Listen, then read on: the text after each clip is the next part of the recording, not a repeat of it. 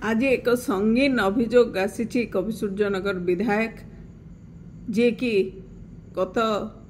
विधानसभा अधिवेशन समय एक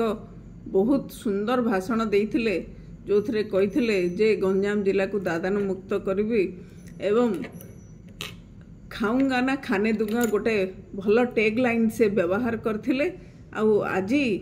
तार आपण माने देखि पारुथुबे से टैग लाइन कोभली भाव काम करुछि निजे केते दूर से टैग लाइन को मानी आपण माने देखुथुबे। गोवा ठारे एक 5 महलार घर तैयारी करिसेंती जहार एप्रूवल नाही आउ सेठिकार जे जिलापाल अछंती से ताकू चिठी द्वारा कम्युनिकेट करिसेंती तुरंत तदन करी तार कार्यानुष्ठान नवा पई केवल एतिकी नुह सेठारे फैक्ट्री मानकू दादान जोगेबार मध्य ये 1 नंबर अछंती। आपण माने जानुथुबे जे ये ह्यूमन ट्राफिकिंग बिजनेस जड़े विधायक होकर कोभली भाव करि पारुछंती एवं बेआईन कार्य रे लिप्त थिबा एई विधायक